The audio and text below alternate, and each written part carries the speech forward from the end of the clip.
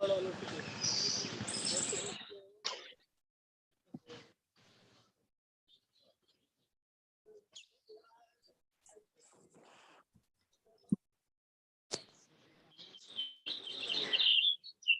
morning, everyone.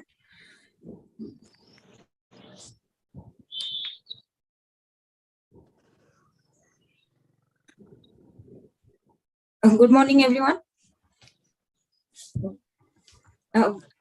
I welcome every one of you to this YIT forum. And today we have three speakers. And so before introducing everyone, let's go to, we will start the universal prayer.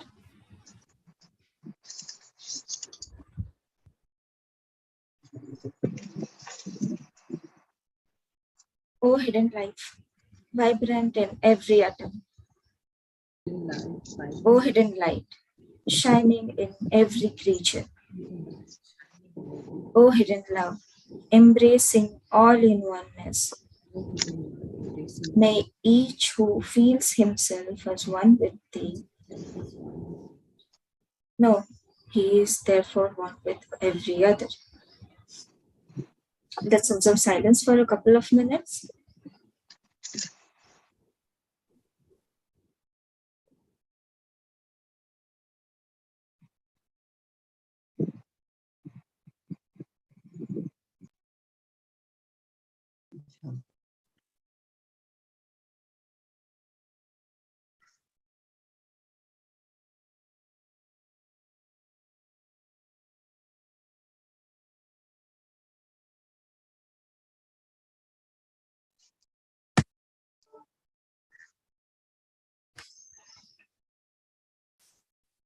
Good morning again. Today we have three speakers, and today's topic is building a better and kinder world for ourselves and our future generations. And we have three speakers, Rucha Pandey, Pooja Golly, and Harnath. So our first speaker is Sister Rucha Pandey. She is a graduate working for Orange City Water Private Limited in Nagpur as a senior manager. She is a strong advocate of kindness and respect at workplaces. Though she is not an official member of Theosophical Society, but she is a very sincere member of Theosophy. And she has been a student of Brother Milind Joshi since her high school days. Her thoughts are majorly shaped and been spiritually inclined because of his influences. And today she wishes to share her thoughts and today's topic, she says that is very close to her heart, and the topic she wants to continue advocating for is kindness. So welcome, Sister Rucha. Over to you. Thank you so much. Good morning, everyone. First of all, as the moderator sister said, I'm not a member yet, but I plan to be one soon. First of all, I'm grateful to Milind sir, Shikharji, Palkrut Kaka, and all the respected Theosophical Society members for giving me this opportunity to speak in front of this esteemed audience. I humbly wish to state here that I'm yet to start studying theosophy books. However, having gotten an opportunity at a very early age to learn from Milind sir, I've realized over time that without tagging them as principles of theosophy, he has been imparting them in me through all the Sanskrit lessons that I have taken from him in a span of 5 academic years, and all the life lessons I have been taking from him since last 18 years that I have known him. I love reading. I'm an avid reader, and whatever I read, I try to look at it through the lens of spirituality. That is because of Milind sir.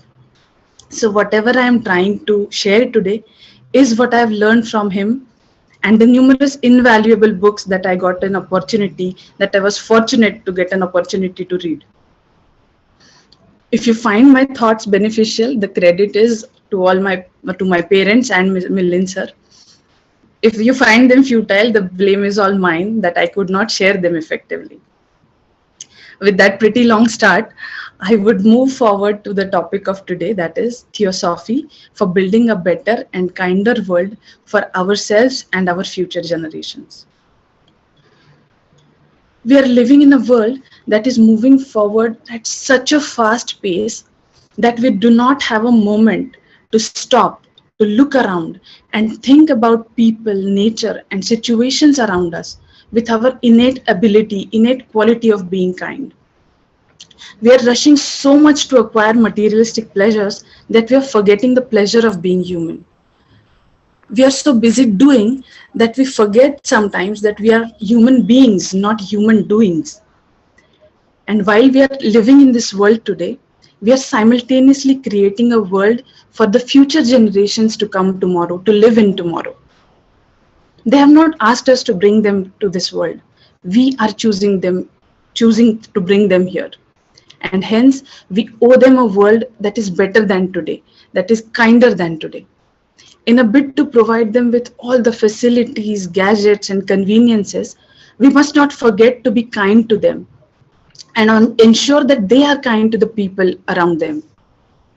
The principles of theosophy, the universal brotherhood, can most definitely be the start point of building a foundation of kindness on various levels: universal, social, familial, individual, or even corporate level, and anything in between. Kindness is our innate virtue, but the Shadripu, Kama, Krodha, Lobha, Moha, Mada, Matsara, sometimes singularly and sometimes in combinations, shadow our souls in such a way that the innate kindness cannot find its way to the surface. We tend to drift away from it on the path of unkindness, aggression, or even violence. The most recent global example of Krodha, Lobha, and Moha uh, shadowing kindness is the Russia-Ukraine war. We are seeing the dance of death on those lands. We are watching the current and the coming generation getting destroyed one attack at a time. The Lobha of power, the Moha of bigger lands, and the Krodha of the man on the top are collectively leading two nations towards destruction. This war has reminded me 100 times of a quote that goes like this: when the power of love overcomes the love for power, the world will experience peace. I will say that again. When the power of love overcomes the love for power, the world will experience peace. Empathy. Empathy is the other side of the same coin. When we relate to the other person's sorrows, pains, joys, needs as if they were our own, kindness becomes the most obvious approach. Adi Shankaracharya's Advaita Vedanta has been teaching us this oneness or non-duality of Atma for ages. Our Ved, our Upanishads have always spoken about oneness. Manasaivanu drashtavyam neha nanasti kinchana mrityoho mrityumapnoti ye iha naneva pashyati. Brihadaranyaka Upanishad. The meaning is, see through the eyes of your manas. There is no difference whatsoever in it. He who sees the difference goes only from death to death. When we see the other person or creature just as another manifestation of the same Brahma as our own, we equip ourselves enough to be nothing other than kind to the other person. This reminds me of a story about Sant Eknath Maharaj that my 9-year-old son Raghav told in the White Lotus Day celebration of Marathi Theosophical Society last Sunday. The story goes like this. One day, Sant Eknath Maharaj went to the sacred river Godavari to take a bath. He finished his bath and was coming out of the waters when he saw a little scorpion on the bank, on the rocks of the river bank. He thought to himself, if this little scorpion stays on these rocks, someone will step on it and the poor creature will be crushed to death. So he picked him up gently in his palm, and just as he was to release it in water, the scorpion stung him. Maharaj felt a thunder of pain in his body due to that bite, but he still released the scorpion in water with kindness and concern for that little life. As he was about to turn back to return home, the scorpion again came out of water and started moving on the rocks. Maharaj again picked him up, and before it could be released, it bit him again. Maharaj still had the same compassion for it. This continued quite a while, Maharaj trying to save and the scorpion not failing to bite. People at the river were watching this. They gathered around Eknath Maharaj. They started saying, Maharaj, why are you behind saving this creature? All he is doing is inflicting pain on you. Let it go, let it die. Eknath Maharaj gently said, Are, he's just a little creature. God hasn't given him any buddhi. Still, he doesn't leave his dharma of biting me. I'm a human being. I'm given buddhi and vivek, that is wisdom and discrimination. How can I leave my dharma of saving? For me, this is a classic depiction of the invaluable ability to see other life as only a different manifestation of the same Brahma, the same Atman, that of oneself, and also as the ansh of Parabrahma, present in every bit of matter and every ounce of energy. Today, we as an entire human race are facing the crisis of global warming. It is because of the collective apathy, the indifference we showed to the nature, as we exploited the ample resources and the diverse lives Mother Nature provided us with. It is because we couldn't see the Parabrahma in the elements around us. We couldn't respect them as manifestations of our own Brahma that we could not be kind towards Mother Nature. Blinded by the moha for more and more and more and more, we brought the rich nature down to the horrifying state that it is today. This is not the world that our ancestors brought us into. They worshipped nature not just in spirit, but through their actions and their conscious choices. Hence, we are obligated to enrich it again with corrective measures so the future generations get at least a little bit better version of the world to live in. Remember, for everything we can have a plan B, but we can never have a planet B. As a society today, we see so much struggle, friction, and disconnect between people that kindness seems to have been buried under layers of sorrows and grief and complaints accumulated under the reins of the Shadripu.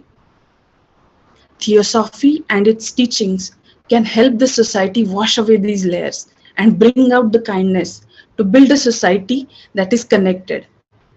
A society that may not be aware of Adi Shankaracharya's non-duality, but will still uphold its values unknowingly. We can then hope for an awakening across all the strata, a journey we all take on the path of a brighter, better, kinder society, which we can happily give to our children, our future generations. A society like this can help us build families which are more bonded, which are kinder to other members, which don't fall into fights over ancestral properties, but instead hold each other's hands in good times and more importantly in the bad ones. Families which are not just defined as a couple and their kids, but are counting the immediate society as an extension of own family. That is how our society needs to be rebuilt today. That is how our generations will thrive. And kindness is what will help us achieve this. The business world is an integral part of our society. The culture there needs to be kind too. In an ever-advancing world, the competition is so fierce that, as said earlier, there is no time to stop, look around and evaluate. Everyone is so focused on numbers that people are getting a far second priority. The culture is becoming such where harsh words, harsher treatments are fast becoming normal. We need to rethink, pause, and redesign the workplaces in a way that they start improving hereafter. It is not because people need kindness, it is because businesses need kind people. The business will not stand the test of time if they don't shift their focus from numbers to people. A focus on number will help businesses win quarters. A focus on people will help businesses win decades. This part of the talk may seem a bit irrelevant to a few of us, but it is genuinely an important part of discussion when we talk about a kinder world for us and our future generations. We need to build leaders who, along with being taskmasters, are also compassionate towards their teams. We must know where to draw the line between pushing the teams to perform better and crushing their self respect to dust. We also need to build teams who are kinder to their teammates, who look forward to lifting each other's up, who believe in holding hands and not pulling legs. A shift of focus from material development to personal enlightenment can play a pivotal role in the growth of the individual, his or her team, and the organization that they work for. Imparting principles of theosophy in a framework that is relevant to business can help a long way in building a business world that is more compassionate, more accommodating, and are supporting individuals in striking work life balance. This is extremely important to improve the quality of life of the huge workforce across the world, which is running mindlessly to cope up with the increasing pressures to achieve newer heights every day. We spoke about being kind to nature. We spoke about being kind to society. We spoke about being kind to teams. We spoke about being kind to everyone else around us. But most importantly, we need to be kind to ourselves. Only when we learn to be kind to ourselves can we think of being kind to others. We cannot pour from an empty cup. That is why it is very important that we fill our cups with kindness for ourselves so as to enable us, so as to be able to fill others with kindness. As young theosophists, we can really come up with new ideas and fresh approaches to reach out to as many people as we can and make the principles of theosophy more readily adaptable at different levels and in different aspects of the world. With this, I finish sharing my thoughts here with all of you. It has indeed been an honor to have this platform for me to share so much in my very first attempt. As said in the beginning, if you find this beneficial, the credit is to my parents and my teachers. If you find it futile, the blame is all mine. Thank you so much for each of you to have given me your time, to have listened to me so patiently, so intently. Thank you very much. Thank you, sister. And the talk was really, I mean, I don't have words actually. So it was really nice. And the story was also so good. And the quote you said, no, I loved that one. I hope everybody liked that. If you have the power of love, then you can overcome the love for the power, right? And that is the nice one. And thank you, sister. And our next speaker is uh, Sister Pooja Golly, and she has introduced to theosophy since her childhood, but she says she's observing it in the recent times. But I hope, sister, you will also uh, give the nice talk, and that will also have some information that everybody can take. And she is a postgraduate in human development. Currently she is working as an English educator in Vedantu Innovations Private Limited. There she teaches phonetics to the students around 4 to 7 years of age, and she is a kinesthetic learner, which meaning learning by doing. So she is learning the joy of life with her hobbies of dancing, acting, and recently developed reading. So, welcome, sister. Over to you now. Thank you so much, ma'am. I would like to take a moment to tell Rucha ma'am that you did amazing, and I loved all the points you said, and I really felt that. So yes, it was amazing. Thank you, Pooja. Thank you so much. Okay, so good morning, everyone. I'm glad to be here, being a part of this program, and I want to thank Indian section, Mahapatra sir, Shikhar sir, and everybody who made this possible. So here we will be talking about a better and kinder world for ourselves and our further further generation through theosophy. Indeed, an important topic to discuss. The most important point of concern, which is hindering the human growth, is his own selfish mind, and which leads to desires to acquire something by hook or by crook, to snatch something which is not rightfully his, to do some hideous crimes resulting in various global problems. See, the global problems are a result of gradual corruption of human mind. Basically, the absence of realization made the situations worse. Here, I want you all to focus on absence of realizations. This is something we all need to work on. It can simply start from the basic deals like switching off the lights or fans, which will save some electricity. In turn, the electricity will be used in many more places. Then there is a possibility of utilization of the electricity in needy places like villages. And we are not unaware of the problems in villages regarding electricity, right? Here I'm not preaching you to turn off the electricity or not turn off the lights or save the electricity and turn off the fans. Instead, I am asking you to look at the bigger picture. What is that?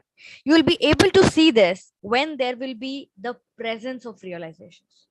And once you get that, half of the problems will be solved. Then there is no need of preaching because it will be from within. A realization, no, I want to save something. No, I want to save for my future generation. Let's turn off the tap because I want to save water, because like there is water problem since a long time. So no, I want to save for anything. I mean, just want to save. That simple realization will also do. So this is an innate urge to help others and get the work done. Agree? Right? In my last segment last week, where I talked about how theosophy changed my life and what it brought into my life. Its sensitivity, kindness, realizations, unconditional acceptance, power to understand things. So overall, what I mean is, I am quite impressed and strongly believe in the factors of what theosophy can bring to me, us, and the whole world. So it can bring a strong set of realizations about self, and moreover about the connection between the world and you, so that you can think about the necessities of the world altogether. By saying and discussing all this, I am not asking you to make dramatic or drastic changes into the world, but the basic ones, because the realizations about the basic change itself are basic. I mean, it's the foundation of a human. Being kind is basic, being sensitive around you is basic, being helpful is basic. I think help and service is the utmost important factor in theosophy. Helping to your fellow mates and continuing the chain, making it to a bigger group, which brings me to my first objective of theosophy, that is universal brotherhood, Vasudhaiva Kutumbakam. What do we understand by this term? The whole world is my family, right? Since childhood, Vasudhaiva Kutumbakam means the whole world is my family. Exactly, the family. How do we behave with our family? Lovingly, fairly, kindly. Yeah, I'm not asking you to hug the whole world because that's your family. No, I'm asking, but we can be kind, fair, and sensitive to all the human beings, that we can do. So that is what I'm suggesting here. I understand with the modern age and the Kalyug stuffs, people are less who still believes in the concept of universal brotherhood. Yet again, yes, yet again, here we are at the presence. Howsoever small step you take, but taking the step will be huge. This modern day and Kalyug stuffs is leading to the concept of mindset. The black mindset or the black shadows. These corrupted mindsets leads to the violence. Another global problem. Violence against men, women, kids, poor, and ourselves. This violence is done by both men and women. So right now, gender is not the point of concern, but mindset is. So have you heard about yin yang? Yeah, the white, black, the good, bad. Yeah, that one. And we believe there is the existence of white powers, and we cannot deny the existence of black powers. Like they are equally present there. Black powers or dark powers overpowers those, dark powers overpower those who led them due to lack of realizations, which in turn lessens the white powers. Basically, leaves you weak, leaves you mentally or spiritually weak. So, door opens because of the broken lock as it is weak. Door opens because of the broken lock, and the dark power enters, does drama and party of its own, and then the violence is on its way to to the self as well as to the others. Violence is hurting yourself as well. There is this concept in a movie called Wonder Woman. I'm not sure, like I'm partly sure many of you have seen this. So there is a concept in a movie called Wonder Woman. In this movie, Wonder Woman, the protagonist, is fighting an evil power called Ares. Actually, Ares is also known as the god of hell. So she is fighting a bad power called Ares. So there is a war going on in the movie, and so her motto is to kill that Ares. I mean, the bad power. So she's striving all through the movie, like that only. So at the end, she kills the villain, and she thinks now everything will be stopped as if we press the button, something like that. I mean, she thinks if we kill the Ares, I mean, if we kill that villain from the movie, everything will stop. But when she did that, nothing stopped. Everything continued. Everything continued as it was going, even after killing the villain. So then she realized Ares, she has not killed Ares yet. I mean, Ares is some power which is now whispering the bad deeds or whispering the dark powers into the villain's mind, and that's how she finds and decides that she has to kill Ares. And yeah, then she finishes it. So my point is why Ares could penetrate into villains, because villains let it come into them as they get weak in front of it, as their radar point towards the black powers. So basically, we need to find the Ares and defeat it. That too, yet again, with realizations. We all have Ares in us. We have to realize and try to defeat it. So this black shadow, as described in Theosophy, invites a lot of desires, that to evil ones as well, like food adulteration, inequality, discrimination. These are some global problems, I say, right? See the reach of the dark power. Are we realizing it? It's so deep that the human mind started abusing its powers into the divine food. The food, a fuel which runs the human body. I mean, hello, where are we? If we humans are into this, how are we supposed to walk, run, work? How adulterated our mind has become. Yes, these are really big problems. How are we supposed to solve this? Yeah, that's right. The mindset. I completely agree. The mindset change moving towards humanity is a very, very long process. I know this, I understand this. And in the coming few years, this might not be solved. To be precise, this might not be solved. But taking the first step towards it in this generation, in this current generation, will be the first milestone. we can really make a difference through mindsets filled with love for humanity, working on the principle of universal brotherhood. If not, if not, if we are not working on the principle of brotherhood, we can be the seed sowing generation and let our many future generations enjoy the fruit of bliss. Let me get this again. We can be the seed sowing generation and let our many future generations enjoy the enjoy the fruit of bliss.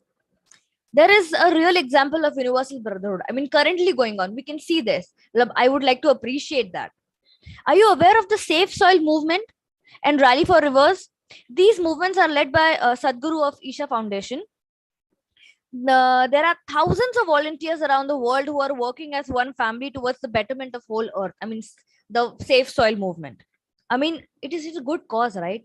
And that too, thousands of volunteers are working together. Isn't this universal brotherhood? I think there's theosophy in everything we see once we are completely here, right? There's everything. Theosophy is everywhere. Like we say, science is everywhere. It's theosophy also everywhere. It's just we need to see it. So theosophy is not magic, it's science, like I just said. And it allows you to try it yourself, experience it yourself, which leads me to the second objective of theosophy. Study religions, philosophy, and science through comparative approach. The second objective. It doesn't bind you. What I'm trying to say is it doesn't bind you, but lets you explore the arena of theosophy and its literature. So getting into it, reading it, might make up your mind and set the mind to do something worthy of change. The third most objective is reach out to the hidden aspect of nature and dormant powers of human beings. This is the third objective. Tell me, who isn't seeking the self-realization? Is there anybody? I think even I am seeking the self-realization, and everybody is, right? So theosophy can be your medium. It can be your medium to reach to your ultimate goal of completing yourself with the ultimate through self-realization. See, we came back where we started. Realizations, right? Yeah, self-realization is at the top. But before that, there are many basic realizations, which includes realization and understanding the pain of your fellow human, if not at a global level, but at a personal level. This will really be important. So just begin and you will see and do wonders. There's a quote, Jay Shetty, he's a writer. So he said, leave a place cleaner than you find, like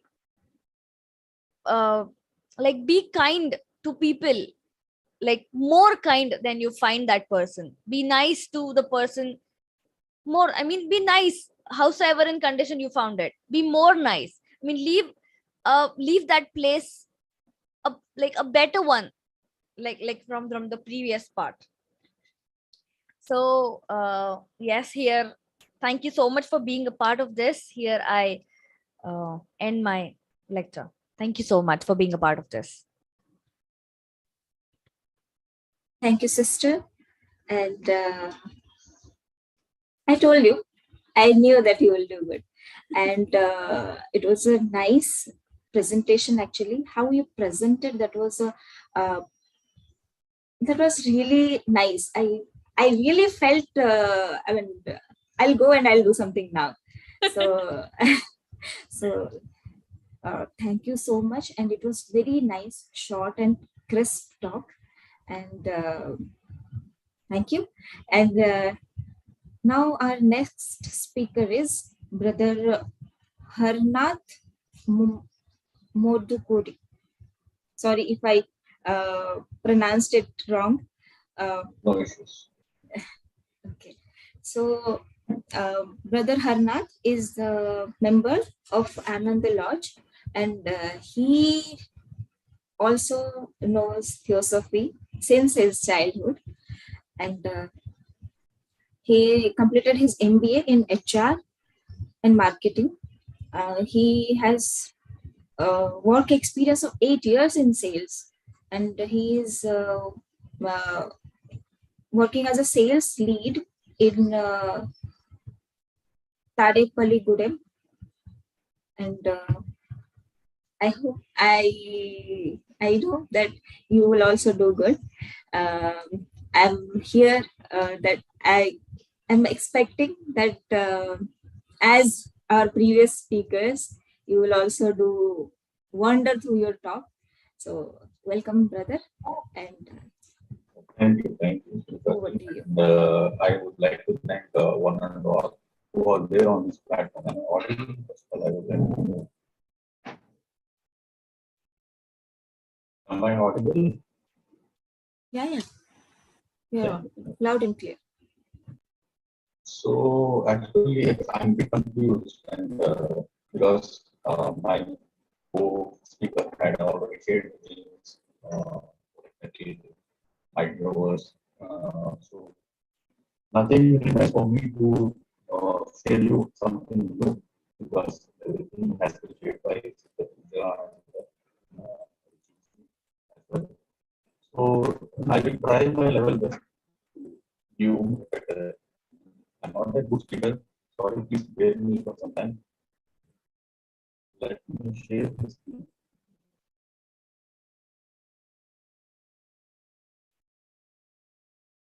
Hmm.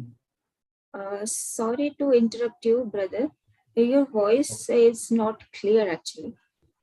So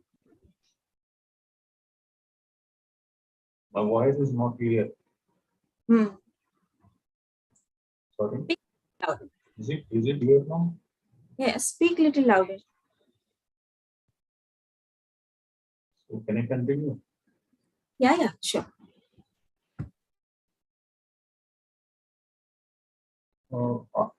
Can you see the screen?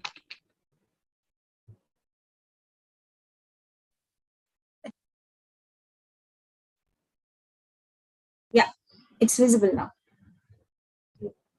So today we want to discuss about the philosophy of building a better and kinder world for ourselves and future generations. So first of all, I would like to know what is philosophy. Is it a religion? I would like to make this session more impactful. I don't want to give it like a lecture. So the session will be in terms of questions only. So everyone can share their opinions. Right. So I would like to ask the question like whether philosophy is a religion. I can the answer would be like no, it's not a religion, right? So I had taken the reference from the book Key to Philosophy, where Madam Blavatsky has been explained like the word philosophy is a Greek word, like theos means God in Greek, one of the divine beings, or certainly not God in the sense attached in our head to the term. Therefore, it is not wisdom of God as translated to wisdom, but a divine wisdom, such as that goes by the God. The term is told. So, when and why they have been asked, what is the origin of the things? So, said like it comes from understanding the philosophers called lovers of truth. Hence, the motto there is no religion as right? So it is also defined in the synthesis of science, religion, and philosophy, the different doctrine, which really displays the beauty of philosophy that no way we can get this kind of combination. Like science, religion, and philosophy. It's a great combination.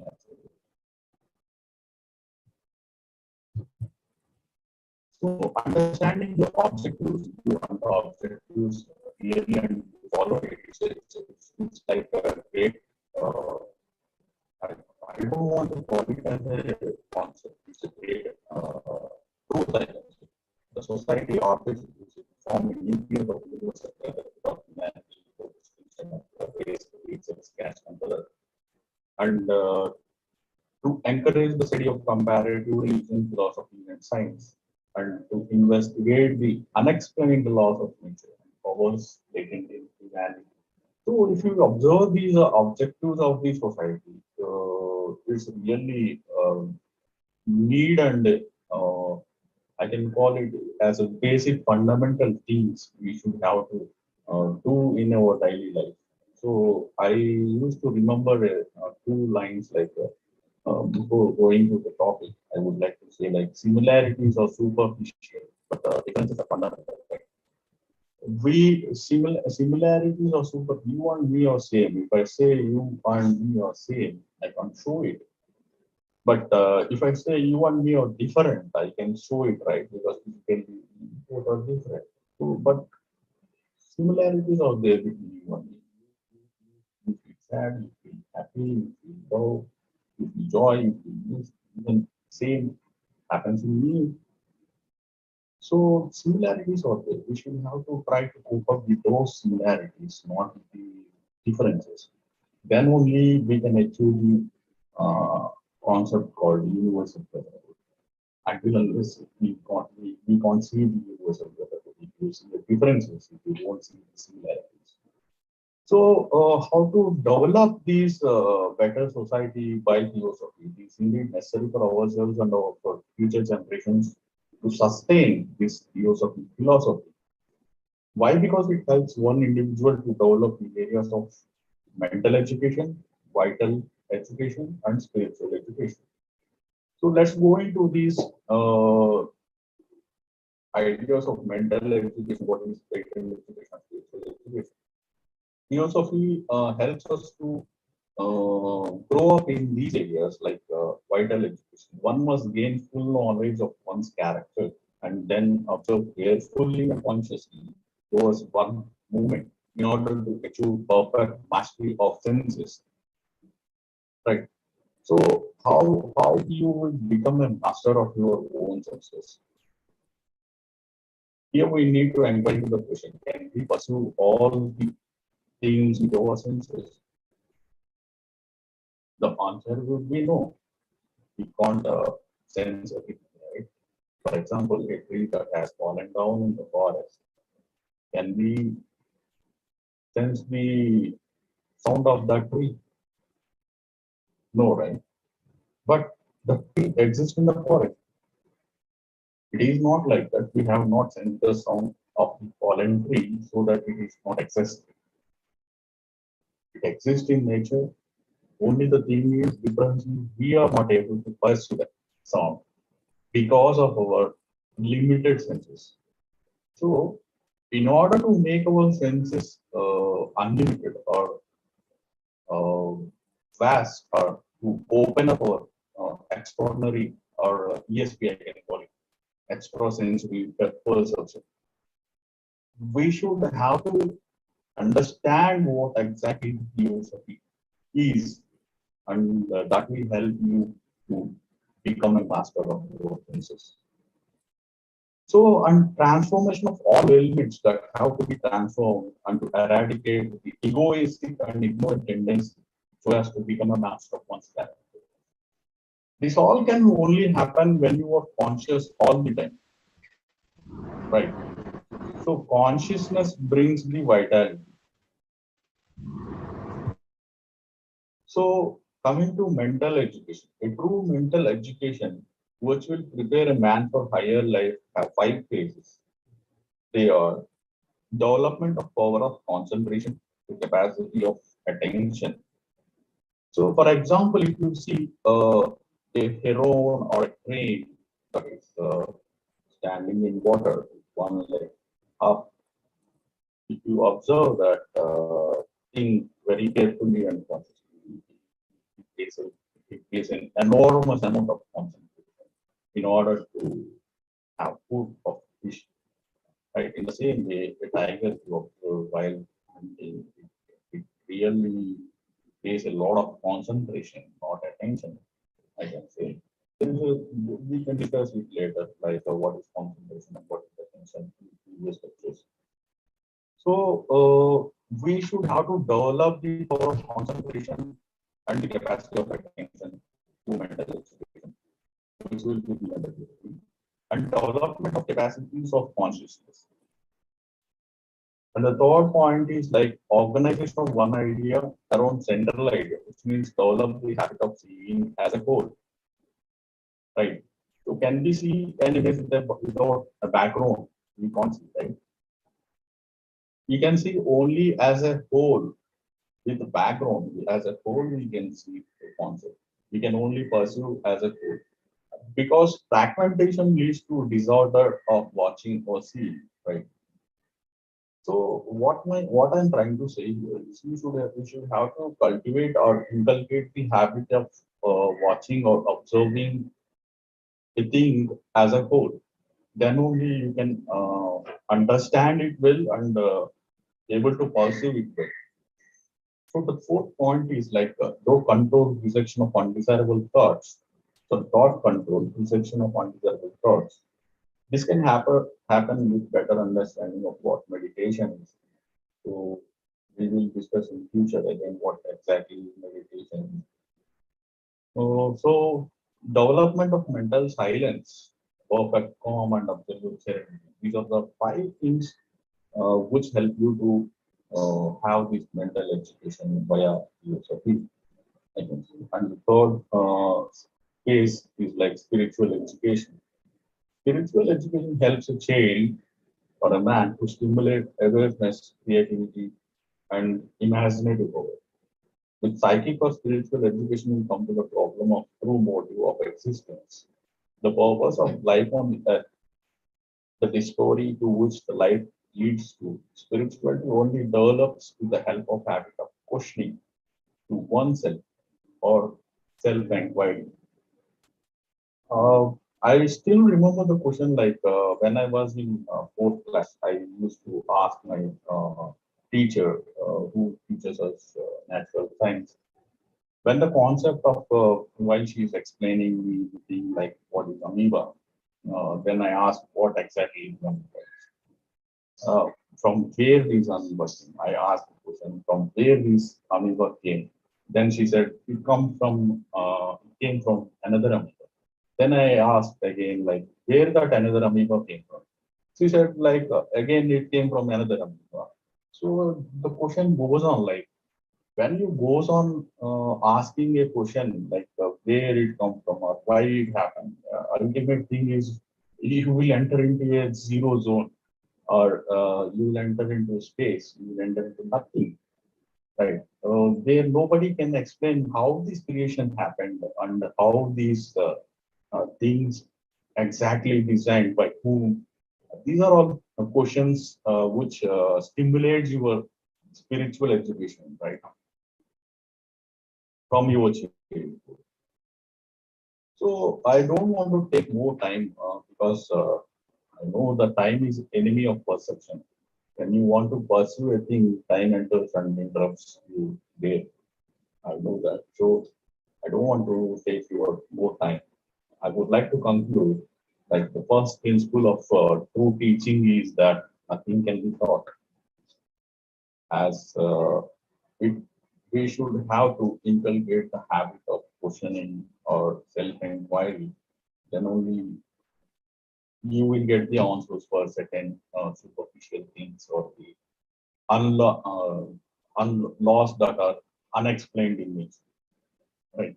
So individual who developed in the above three aspects will automatically contribute to good society, knowingly or unknowingly. Never see theosophy as a concept or religion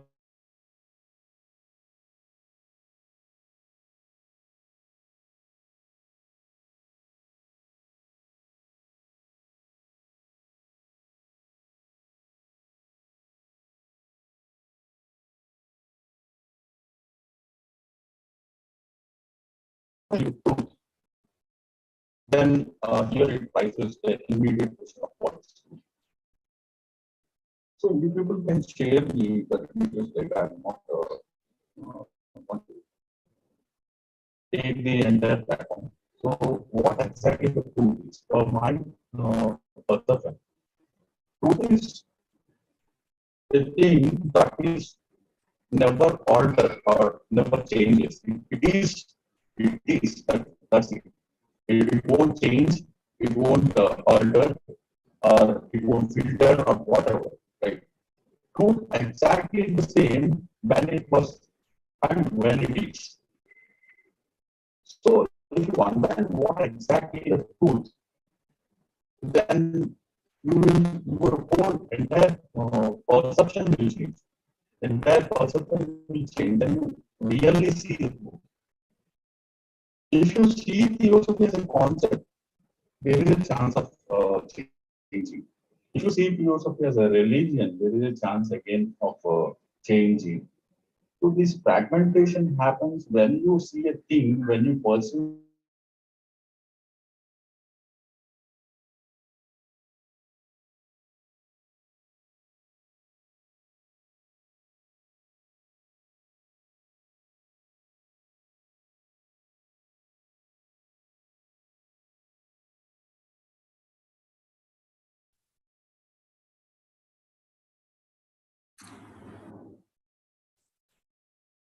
then Brother, we can't hear you actually.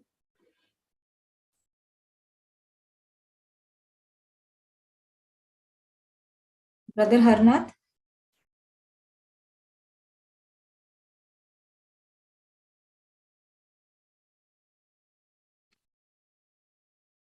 Okay. I guess his network connection is unstable. So, okay, we will now, uh, we are open for discussion. So, anybody wants to have ask any questions or any suggestions for the speakers, so you can ask.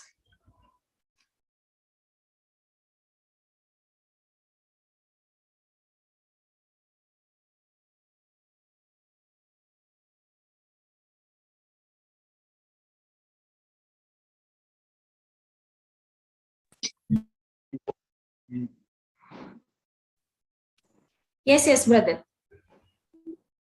yeah, I think I'm lost in the middle, right? Yeah, I guess your network was, your voice was not audible actually. Then I think I would like to stop.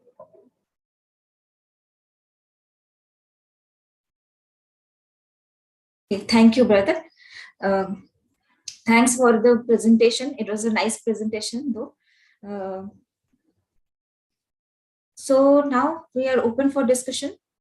Anybody has questions for the speakers? I have one question for the speakers, because you all are so young and you all are so dynamic, I would say. It's not just young, you are also so dynamic. I learned a couple of good things from you guys, at least from each of you, one point to, kind of reflect upon, and probably I would say, go back and cross check. That's something called cross check. I always keep on doing. I'm not a very nice person actually, so I keep on learning. People who I mean, if there is a list of people who would be learning a lot, that the number one is me. I keep on learning, and I think I've got many things to learn from you, at least, guys. So my first question, I mean, just one question, other to each of you, including Smita, probably, because you all are so young and dynamic. Again, I will repeat. What is that one thing do you think Theosophy has taught you to bring a change in your life? Just one thing. What is that one thing Theosophy has pushed you to change? Because if it will be otherwise, there is something called displacement and there is something called speed and velocity, whatever we have learned in physics. What is that pushed you to a displacement? Anything, any factor of life, maybe that will help me also to learn again another new aspect from you all.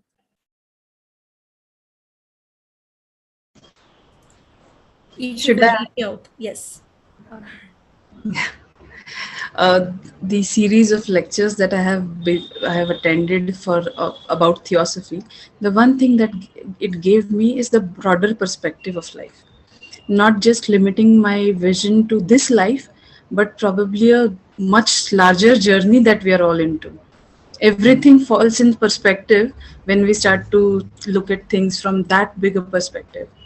and the daily complaints that we have, they start to shrink and then feel manageable. Good. Like the way you said that everything has a spiritual view of life. Exactly, exactly. Really good. Thank you. Thank you for helping me out. Good. Anyone out of the Uh, three? Pooja, yes. for me, yes, ma'am. And first of all, ma'am, you are learning things, so it doesn't even no raises a question that you being not a nice person. So basically, you are amazing because you want to learn many things. So yes, for me, it was sensitivity towards the environment around me. I learned to be more sensitive. Um, like being sensitive made me understand the pain, or it made me realize that you need to observe much more than just you see. So observation, sensitivity, no, and that definitely gave me a thing to, you should be more kind to people even when they are not, like the story told by ma'am, the Eknath story, Mhm. being kind to the person even when they are not to you, that way. Good. And rest of you, Harnath and Smita. I'm still learning. I also, as you said that you are learning, I am also learning, and I am in the starting phase, I guess. And I don't know. Sometimes I feel that okay, I have learned this thing, but when the test comes from life, no, then I feel that I failed. And the book I read in my starting days when I came to Theosophy was I Promise. There, one thing I liked the most is when it was there. I was traveling every day in trains, so I will have always one luggage, one backpack. That's it. But in the I Promise book, it is the Sri Jinraja Dasa mentioned that if you are traveling and you are holding so much luggages, that also troubles other passengers. That day I thought, oh, thank God I'm taking only one backpack. And slowly I'm learning. But so many things are there. There is no time for discussing all those things. But still I'm learning. Good. So that is a kind of reaffirmation. If you're doing something and it's actually somewhere prescribed, you are kind of okay. This is ticked in my book. Yes, yes. Okay. Good. That's a good way of checking up on things. No, good. You guys are wonderful. You guys are really wonderful. Okay, Harnath. I'm sorry, actually, there is a network issue here. So I really didn't understand your question. What was your question? I'm asking to each young speakers, what is that one thing Theosophy taught or Theosophy pushed you to change in yourself? Yep. So, I can say nothing because it doesn't happen for me with the motive or effort.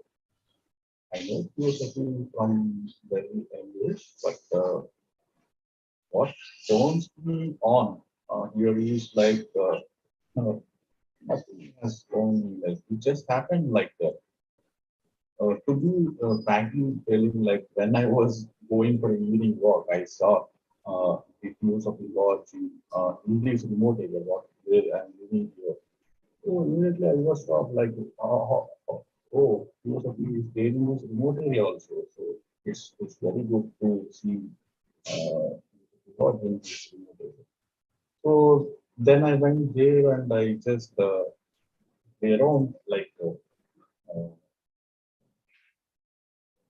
I was simply like that. I just I don't have any reasons to turn on, but I can say one reason, very strong reason. I don't know whether I can share it or not. Very recent in 2020, I met with an accident. So I lost my left hand. So then I just started to be silent because pain gives you silence. In that silence, it happened to me like it pushed me. If I can use that word. It pushed me to use completely, not partially, but still I'm a beginner and I'm just learning. I don't say like I know and that, but I'm still learning and I'm in the first starting stage, I guess. So that maybe I think that the crisis that happened to me may draw me to spirituality. But I from my childhood I used to think about spirituality a lot, like because how this nature came, this question bothers me a lot. How these human beings are designed like this, why these animals are like everything that when I observe in the nature, everything bothers me a lot. Everything bothers like how this is happened, how these things are happening. Okay. Though I could not hear you much due to probably there's some problem in my listening or you speaking, I don't know. There's some, the sound is not very clear. But yes, what I summarize from all of you is one is looking at things from a bigger view, spiritual view. Spiritual view is a higher view or bigger view, not a narrow, petty, narrowness, selfishness kind of a thing. And again, as Pooja suggested, let us be more observant, more alert. And Smita Pragya as conveyed, and maybe Harnath also touched upon those points. When we keep on doing and there is a reaffirmation and sticking to that reaffirmation, the kind of a never say die kind of attitude we say, no? Like if I've been, even if I'm not doing good today, and if I just shut it down, okay, it's not coming up. It's not going to come out of me, so I should not pursue. No, keeping on pursuing, keeping on the journey is also more important. Or person like me, at least, if I keep on moving, then I'll improve. Okay, good. Thank you. I think you all did a great job. With the Pragya, you might invite few of the speakers. I mean, few of the attendees you would be knowing. Otherwise, you can end the session with a prayer, of course. So anybody has questions for the speakers? Taralji? No questions. मुझे तो ये चीज सीखने को मिली, स्मिता जी आपने भी बहुत अच्छा कंडक्ट किया, और हरनाथ जी से भी बात होती रहती है, पूजा जी से भी और रुचा जी से भी. ये तीनों लोग अपने अपने न सिर्फ सब्जेक्ट में, बल्कि ये लोग जो अपने जीवन में अपना कार्य करते हैं ना प्रोफेशनली, उसमें भी बहुत ही ईमानदारी से और इतनी तन्मयता से जुड़ते हैं कि बहुत अमेजिंग चीज है. मतलब किसी भी एक विषय पर या किसी भी एक चीज में लगातार बने रहना, ये मैं इन तीनों से सीखता हूँ. और हरनाथ जी मतलब बहुत सारे प्रश्न भी पूछते हैं, और जिससे कि उनके सीखने की बात बहुत बढ़िया होती है. हालांकि बस उन्हें तकनीकी रूप से मुझे इतना ही कहना है कि अगली बार उनकी आवाज को बहुत सशक्त बनाएं जूम पर, ताकि, और मेरे ख्याल से आप वो जो यूज करते हैं ना माइक्रोफोन, वो ना करें. आप डायरेक्टली बोलेंगे ना तो ज्यादा अच्छे से आवाज आएगी. बस इतना ही निवेदन है. और मजा आ गया तीनों को सुनकर. सबने अपने अपने सब्जेक्ट्स के ऊपर एकदम परफेक्टली तैयारी की थी, और मेरे ख्याल से मुझे जो सीखने को मिलता है वो यही सीखने को मिलता है. हरनाथ जी ने भी बहुत प्रेजेंटेशन बनाया था, और पूजा जी और रुचा जी, ये तीनों ने अपने सब्जेक्ट के साथ मेहनत की है, पढ़ उसको तैयार किया है. बस हमें मतलब थियोसॉफी शायद यही सिखाती है कि हमें इंसानियत के लिए हमेशा तैयार रहना है, चाहे शब्दों में, कार्यों में या भावनाओं में. धन्यवाद. Thank you, Taralji. Anybody has any questions for the speakers? Or else we will close the session. And there's some question in the chat box.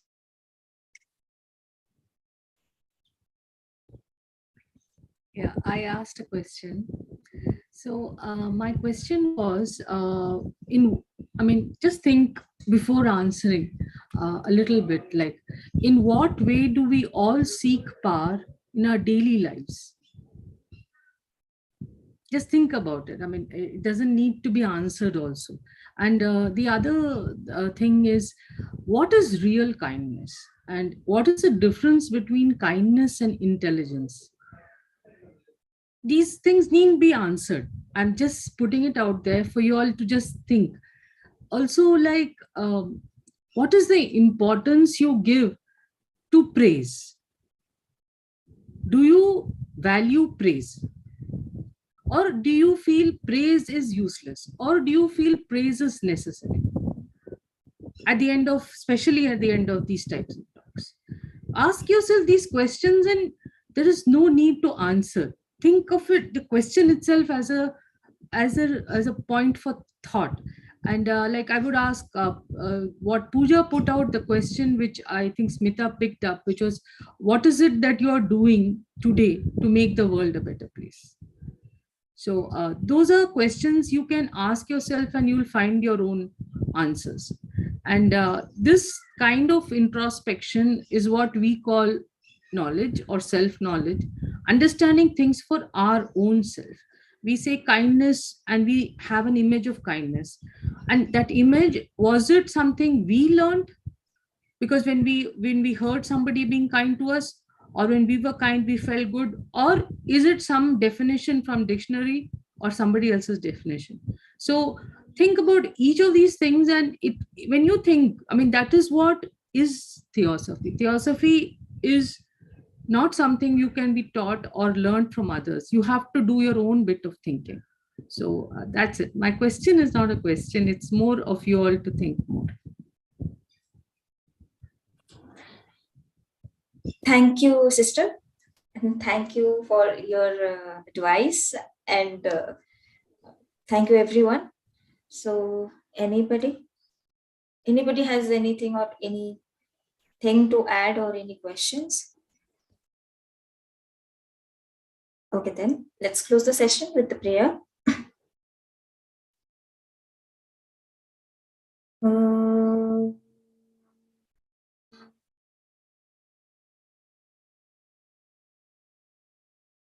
Sarve bhavantu sukhina, sarve santu niramaya, sarve bhadrani pashyantu, ma kashi dukhavat bhave. Om Shanti, Shanti, Shanti. Thank you, everyone. Thank you, Sister Rucha. Thank you, Sister Pooja. And thank you, Brother Harnath, for your nice talks and insightful talks. And we will meet next Sunday, same time. For that, good day and happy Sunday. Thank you to you Bye. too. To all.